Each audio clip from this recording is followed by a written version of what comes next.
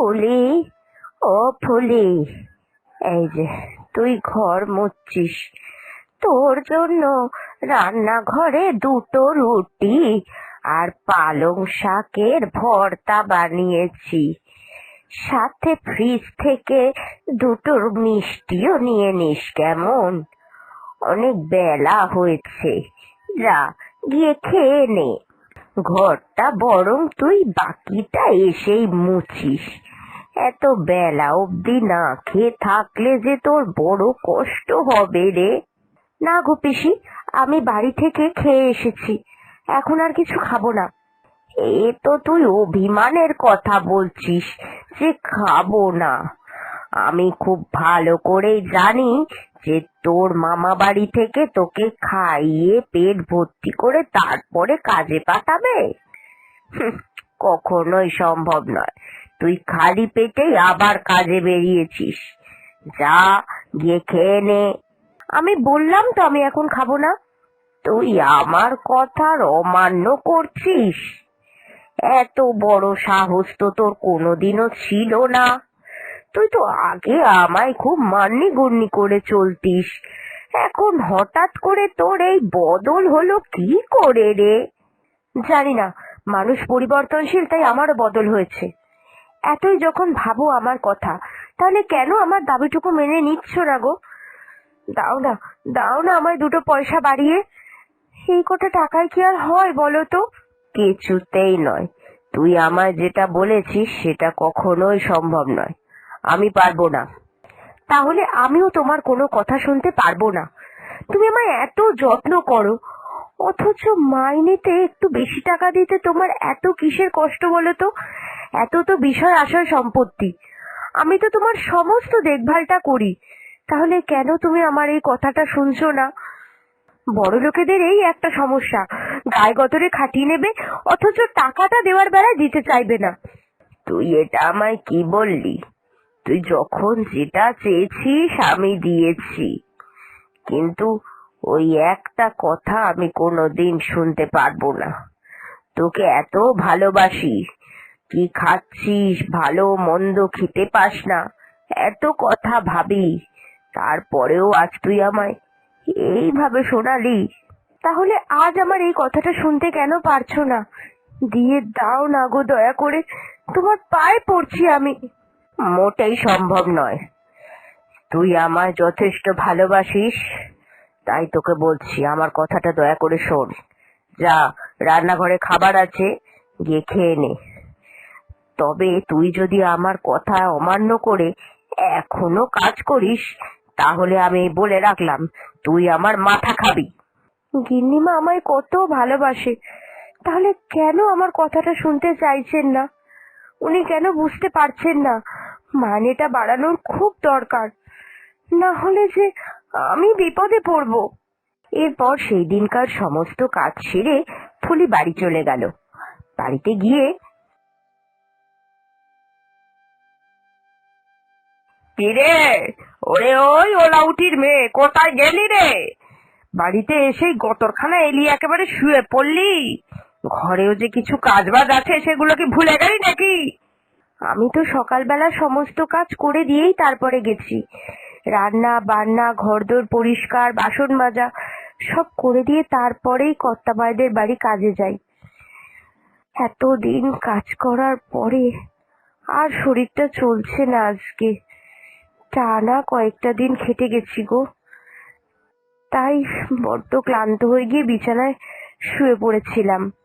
ওরে বাবা গো, নবাবজাদির বেটির আজকে শরীর ক্লান্ত হয়ে পড়েছে।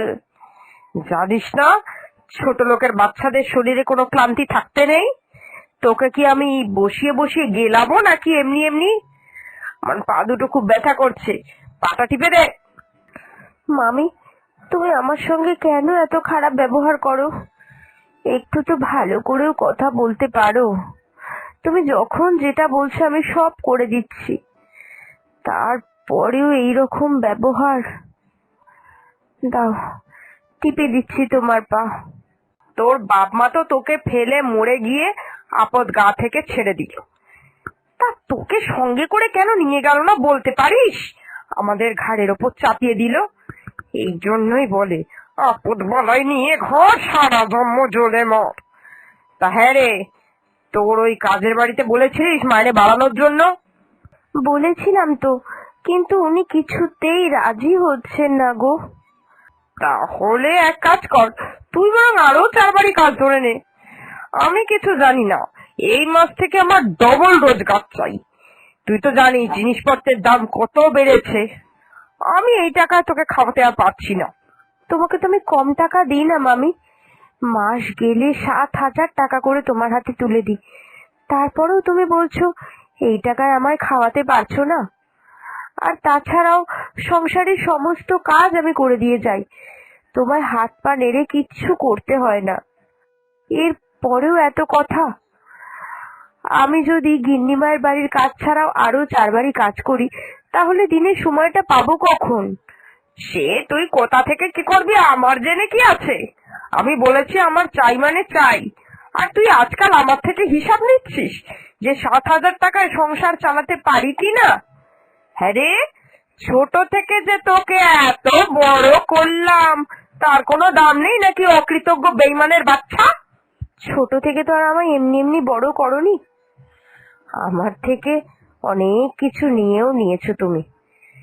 না হলে এখনো অব্দি লোকের বাড়িতে কাজ করতে যাই? বড্ড বড় বড় কথা বলছিস রে তুই, বড্ড বড় বড়। দাঁড়া দাঁড়া, আজকে তোকে না মেরে আমি কিছুতেই ক্ষান্ত হবে না। দাঁড়া তুই। আ আ মেরো না, মেরো না, আমার যে বড্ড লাগছে, আমি আর পাচ্ছি না, আমায় আর মেরো না। মুখের বুলি ফোটানোর সময় মনে ছিল না, এখন হচ্ছে মেরো না। শোন, আমি কোনো কথা শুনতে চাই না। সামনের মাস থেকে আমার ডবল টাকা চাই, এই আমি বলে দিলাম। ডবল টাকা না নিয়ে ঢুকতে পারলে এই বাড়িতে তুই ঢুকবি না।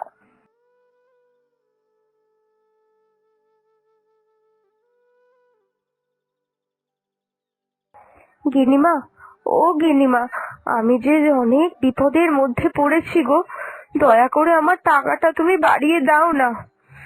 কেন, তোমার তো এত আছে, কেন এত কিপটেমো করছো? কিপটেমো করছি না, কেন যে এই সমস্ত করছি তা তুই 2 দিন পরেই বুঝতে পারবি। তোর কি চাই তুই বল না। তুই এত টাকা নিয়ে কি করবি?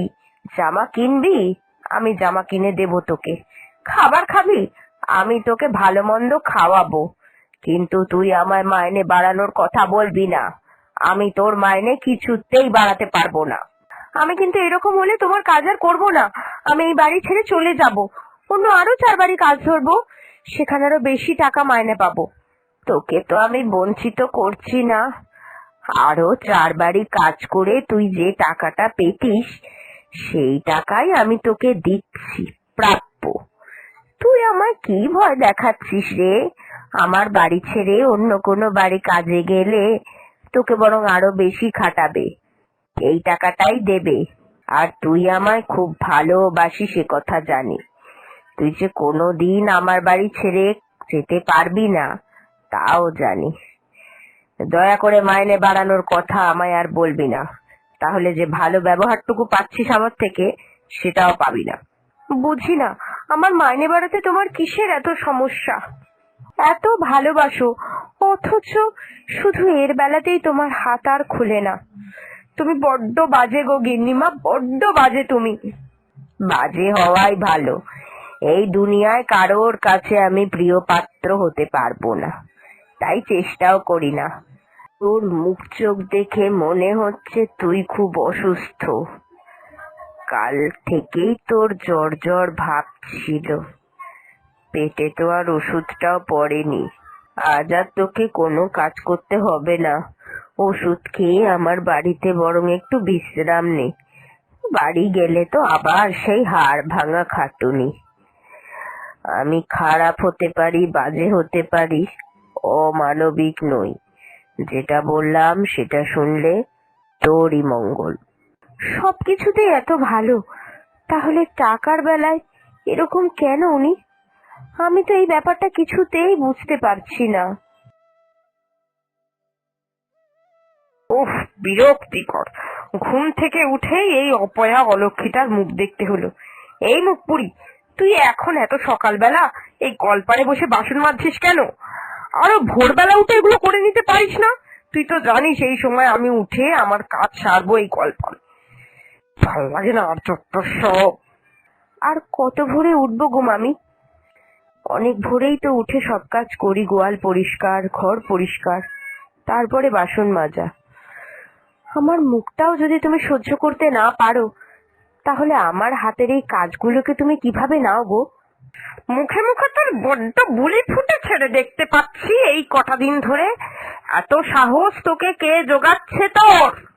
অনেক দিন ধরে তোকে কিছু বলছি না, দাঁড়া না দাঁড়া। এ মাসের মাইনেটা তুই যদি আমায় ডবল না দিতে পেরেছিস, সেই দিন আমি তোকে বোঝাবো যে এতগুলো কথার ফল কি হতে পারে। তুই শুধু দাঁড়া।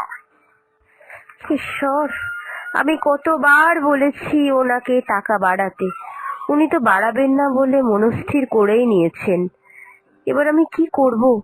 এ মাসের মাইনেটা কম হলে যে আমাকে আর বাড়িতে ঢুকতে দেবে না। আমায় তুমি রক্ষা করো ঈশ্বর, আমায় তুমি রক্ষা করো। তুমি ছাড়া এই অভাগীকে বাঁচানোর কেউ নেই, কেউ নেই।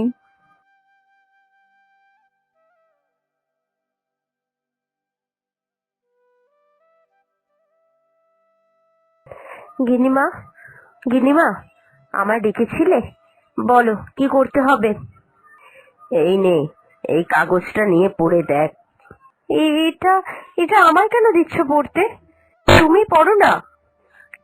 এখন কি তোমার এই পড়ার কাজও আমায় করে দিতে হবে? খুব কথা বলছিস আজকাল। লেখাপড়া তো একটু হলেও শিখিয়েছি এই বাড়িতে, পড়তে অন্তত পারবি। পড়েই দেখ না কি লেখা রয়েছে। আমার স্থাবর অস্থাবর সমস্ত সম্পত্তির মালিক এই দরিদ্র ফুলি। শেষ বয়সে ওই আমার সেবা শুশ্রূষা করেছে, তাই আমার সমস্ত সম্পত্তির উত্তরাধিকারী ও। আর আজ থেকে এই বাড়িতে ওই থাকবে। ওর মামির অত্যাচারে ও যথেষ্ট অতিষ্ঠ, তাই আমি এই সিদ্ধান্ত গ্রহণ করলাম। মানে মানে গিন্নিমা, এসব তুমি কি করেছো? তুই আমায় বলতিস না যে কেন আমি তোর মাইনে বাড়াচ্ছি না? মাইনে বাড়িয়ে কি হবে? সমস্ত টাকাটাই তো তোর ওই বজ্জাত মামির হাতে চলে যাবে। তুই তো ভালো থাকবি না রে। তাই আমি তোর ওই বজ্জাত মামিকে আর বেশি টাকা দেব না বলেই এই সিদ্ধান্ত নিলাম।